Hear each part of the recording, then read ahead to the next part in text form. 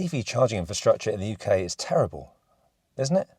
I mean, that's what we're led to believe if you read anything online, newspapers, social media, a friend of a friend of a friend that's had a nightmare, all that sort of stuff. But how true is it? I mean, I've driven an EV now, exclusively EVs, for 5-6 years, something like that. Every year I like to do a little roundup of how I've found rapid charging in the previous year. I've done this 2 years previously. This is my third time doing it. So let's see how much better it is. Has it improved? Is infrastructure better in the UK, or should we still just be telling people to buy hybrids, petrol and diesel?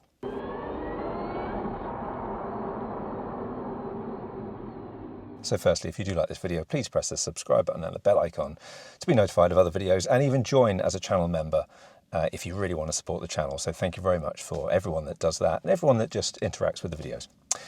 Okay, so let's dive straight in. I've got a spreadsheet here, and now there's going to be a little bit of deja vu for people that have watched a previous video about how I managed without home charging for a month. Obviously, not having home charging for a month meant that I was charging a lot elsewhere, rapid chargers and slow chargers. But this video really is just going to be about rapid chargers. There's no real reason for that other than that's what I've done in the previous videos, and it would complicate it too much. But what I would say is I didn't have any problems at all of the slow chargers I had.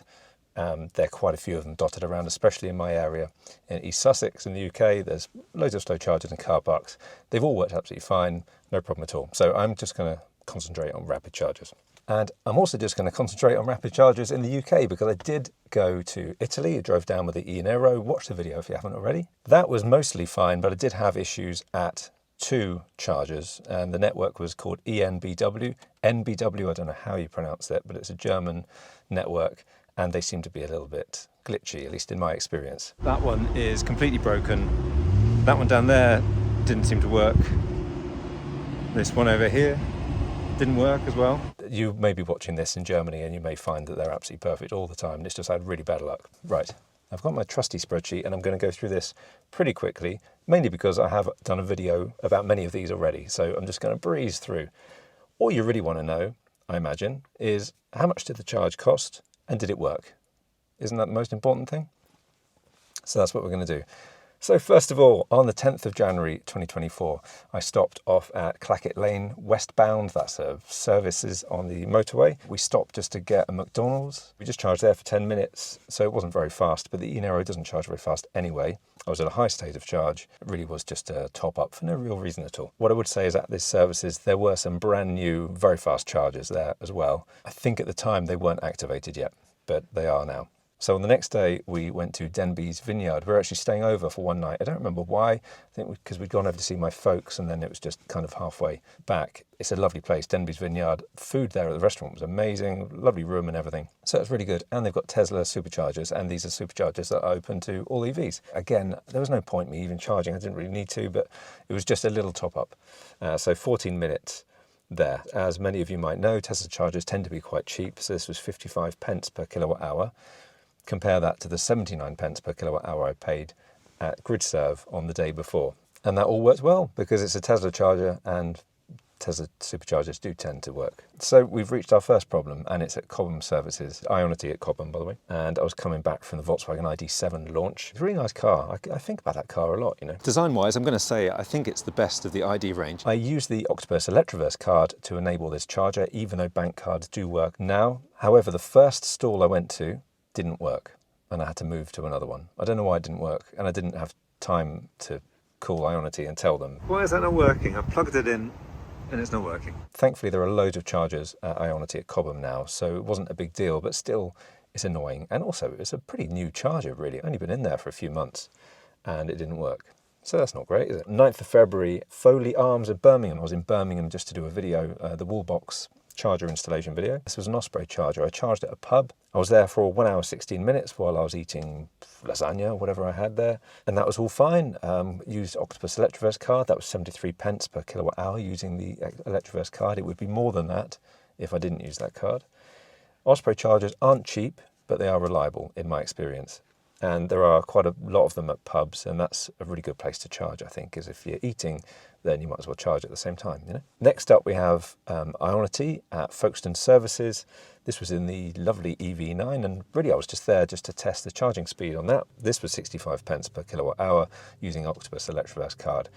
Because I was driving the EV9, which has an enormous battery, this cost quite a lot.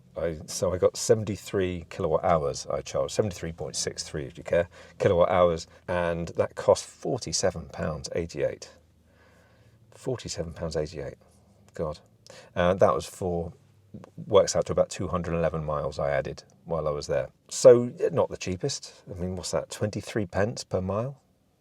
But, you know, it's a big, inefficient car. One reason why it makes sense to have smaller, more efficient cars than big hulking tanks like the EV9, if you care about how much you're going to spend. But it's the same, obviously, if you were filling up with petrol. It's not like Range Rovers are efficient or cheap to run either. So, but anyway, lovely car, and it charged pretty quickly. The big question is, did I have a problem? And I did have a problem there, actually, and that's in the video. I had issues until I held in the plug. I've heard a few times people have said, if you have a problem, then hold the plug in the car. Like just push it in a little bit more.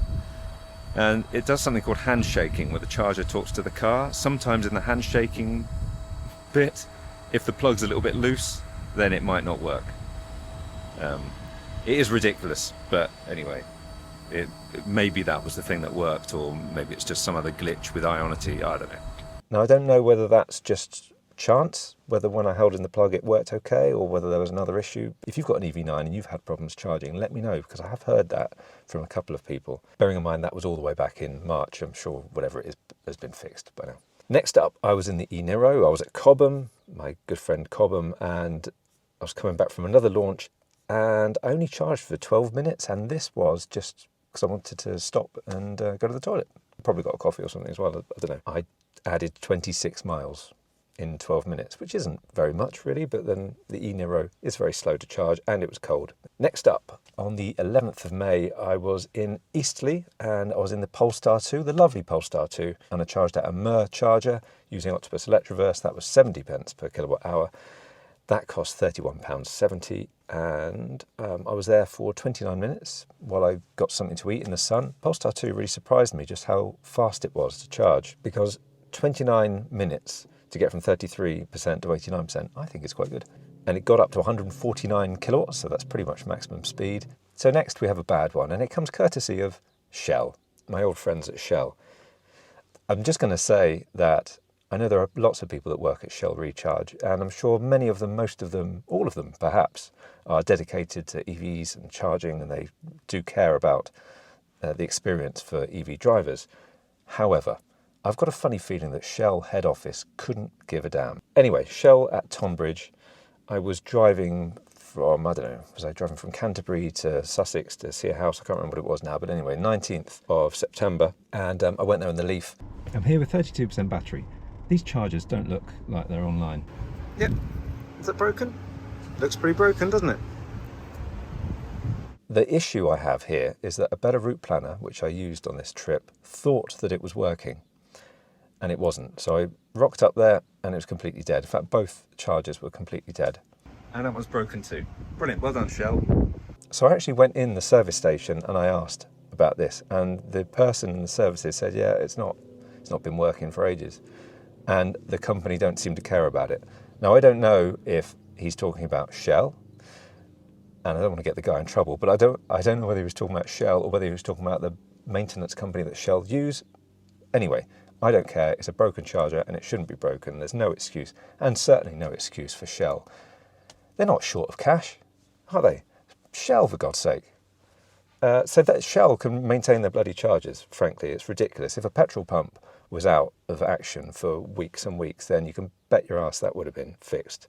So there's no excuse for it. And this is the problem. So there may be loads of people that work at Shell Recharge that are very dedicated, lovely people that love EVs, charging and all the rest of it.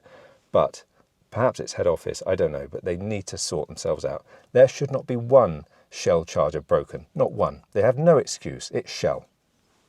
Really annoys me. Anyway, rant over.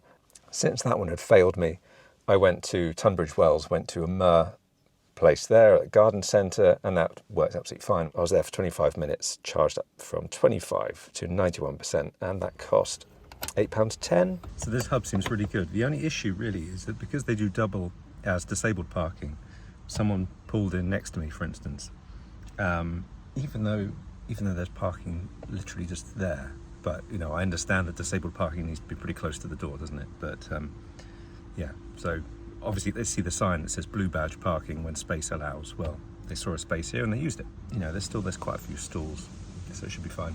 The other thing is that the gates close at 5:45 daily and 4:45 on Sunday, so there are restrictions as well, just because it's on a garden centre and on garden centre land. So that's the other thing.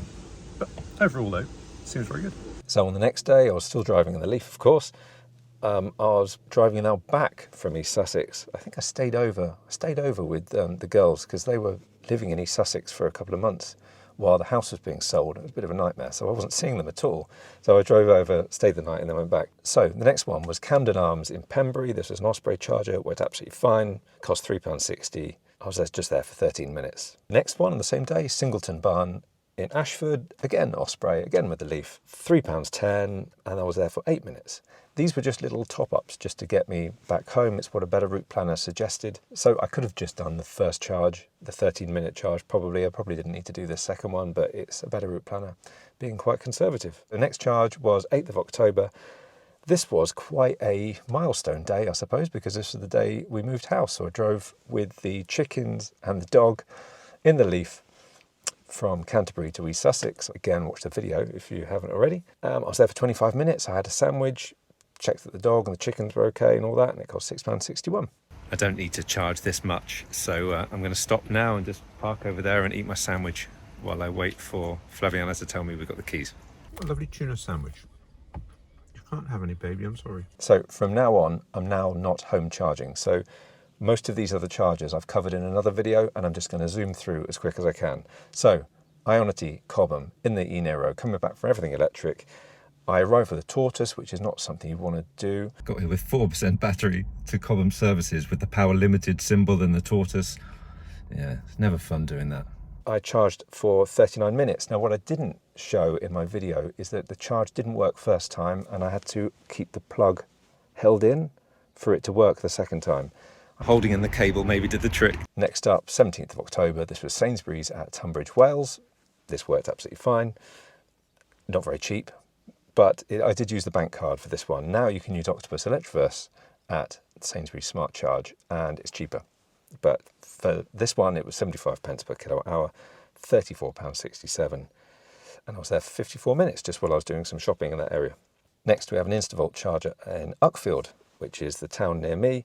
This was 78 pence per kilowatt hour, there for 37 minutes while I was doing shopping, and it was all absolutely fine. Well, it's expensive, but it's absolutely fine. Next up, we have 2nd of November, Tesla in Crawley, Gatwick, using the Tesla app, of course. This was 48 pence per kilowatt hour. 48 pence, you see? I mean, that's how cheap Tesla superchargers are. 48 pence. When you compare that to really all of the others, which tend to be sort of 65 up to 79 pence, Anyway, so it was cheap. I was there for 33 minutes, but I didn't charge very fast, and that's only because the E-Nero doesn't charge fast. But other than that, it was all good. And finally, on this little bit of no home charging, I went to Sainsbury's Richmond while I filmed a video about Smart Charge.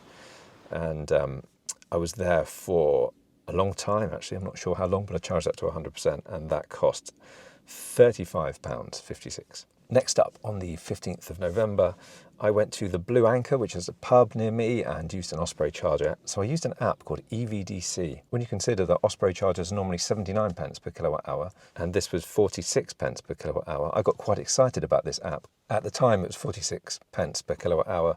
The moment I did my YouTube short about this, saying, oh, isn't it great? It's so cheap. Then they put the price up to 79 pence per kilowatt hour. And I don't understand what they were doing, but I think they were just marking the price down just to get people to use it. And then they removed the option to pay with bank cards. Now you have to pay with the tokens or whatever it is, EVDC tokens inside the app, but it's all getting a little bit crypto-y and blockchain-y, and I don't understand any of that stuff. So next up, McDonald's White Lion East Grinstead. This was an InstaVolt charger. And I was there for 30 minutes. I got there with 17% and I charged up to 45%. And I think I just went to get something in town. I think that was the only reason I was there. However, it didn't actually work the first time. This was using the Octopus Electroverse card. Normally I have no issues at all, but it didn't work first time. It could have just been that I needed to hold the plug in to do that handshaking stuff like I told you before. I don't know what the reason was, but to InstaVolt's credit, I called up the support line. They answered it immediately. Someone who spoke English fluently, I know that's a big deal to a lot of people. So, you know, if you're on a support line and you're panicking because you can't charge, it does help that they understand you and you understand them. So the support line was really good, but as it was, I just had to try it again and then it happened to work. And I think it was probably just the plug wasn't in the connector properly. It actually makes me wonder whether my eNero was just a little bit tight. So I've got to wiggle it in more when I plug stuff in. And finally, and this is a weird one, on the 23rd of December, I went to Gridserve at Gatwick. Now, I've been to Gridserve Gatwick before. I went there on the opening. It's a really impressive place, just near the Gatwick South Terminal. Loads of chargers there, including some Tesla ones if you need them. But the big thing here is that I was in my Leaf. And yes, although they do have CHAdeMO chargers, I was charging on CCS. So I was charging my Leaf on CCS, which is kind of weird, right? That's something of a novelty. But here it is. Here's my Leaf, a very dirty Leaf, charging on CCS. This only costs 60 pence per kilowatt hour because I was using the Gridserve app. I don't know whether it's that cheap all the time. I think they had an offer just around Christmas where it was a bit cheaper. So it's £2.76. So there it is. That's all the rapid charges I did. Let me give you some stats because I know you love the stats. So the average cost was 62 pence per kilowatt hour for a charge. £39.68 it would cost to fully charge the eNero. And that works out to about 256 miles at 4 miles per kilowatt hour. The eNero comfortably does more than 4 miles per kilowatt hour much of the time, but I'm just telling you that just to be conservative a little bit. So that comes to 16 pence per mile. So you might hear that and say, well, it's cheaper to drive a diesel. And that could be the case for some people. If you do rely on public charging a lot, then it is worth looking at Tesla superchargers. There are a few of them around and they do tend to be pretty cheap, and you can also pay a subscription to get Tesla cheaper. You can also pay a subscription for IONITY, so it's worth looking into that. So out of these charge sessions, how many worked? Well, one was dead, wasn't it? The Shell at Tonbridge, that was completely dead. Luckily, there are loads of other options around in the area, so it was absolutely fine. But I did have the IONITY one, which one stall wasn't working, but there were so many other options. That wasn't like a failed charge or anything. I could go somewhere else. 3 of these were second time lucky. All seem to be, I think, probably because the plug needs holding in. Whether that's an issue with my eNero or just some of these chargers, I don't know. But remember that little pro tip for you, okay? If a charge doesn't work first time, try holding the plug in. And 16 of the other chargers were all perfect. So is it better or worse than the previous years? It's exactly the same, actually. Nothing's really changed much. I would say, well, the one big thing that has changed is that from previous years, now we have more superchargers available to everyone. That's a good thing. The other thing I would say is pricing hasn't improved very much, although you can now get the subscriptions like I was telling you, so that's good. So that's changed. There are more chargers available as well. So if a charger doesn't work, you're not really stranded like you were in the old days, perhaps. But in terms of the ratio of failed chargers to successful ones, it's pretty much the same as previous years for me anyway. So there we go. That's been 2024 in rapid chargers. I'm looking forward to 2025 and doing hopefully lots more chargers and hopefully finding fewer issues. We'll see. I would love to know your thoughts. I would love to know if you've had very many bad chargers this year or whether you find it's been okay. In fact, not just the UK, but wherever you live. Do let me know in the comments. And that's it for now, I think. So thank you very much for watching this video. Please press the subscribe button and the bell icon to be notified of other videos. And I'll be back very soon. Bye for now.